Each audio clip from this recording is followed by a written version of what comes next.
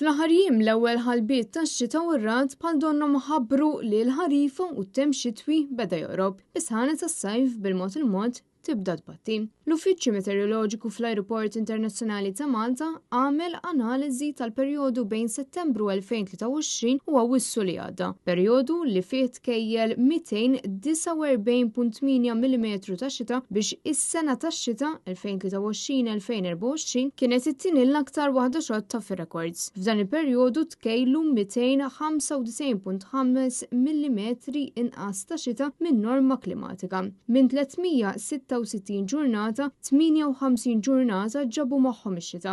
L-uniku sena meteoroloġika aktar xotta minn din kienet dik tal-1948, meta l-Uffiċċju Meteoroloġiku kejjel 230.7 mm ta' xita. Skont l-istatistika, ix-xhur kollha bejn Settembru 2023 u Lulju li għadda kienu aktar xotti minn normal. L-uniku xahar li fih tkejlet aktar xita kien Awwissu meta f'ġurnata waħda fit-22 ta' Awwissu tkejlu 13.2 mm ta' xita jew 3.5 mm aktar minn norma tax-xahar. L-ammont ta' xita mkejla f'Awwissu kienet biżżejjed biex is-sajf meteoroloġiku kien ftit iżjed imxarrab minn normal, anke jekk Lulju kien l-aktar xahar xogħol tas-sena. Fil-fatt it-tieni xahar tas-sajf baqa' kompletament niexef qoxqox. Ottubru 2023 baqa' markat bħala l-aktar Ottubru xogħol fl-arkivju tal-Uffiċċju Meteoroloġiku. Matul dan it-tieni xahar tal-ħarifa meteoroloġika kienu tkejlu biss 0.2 mm ta' xita. Ix-xahar ta' wara ħamel tajjeb għalih u l-ċuħ tar-raba' ħadu r-ruħ wara bidu xogħol għas-sena tax-xita.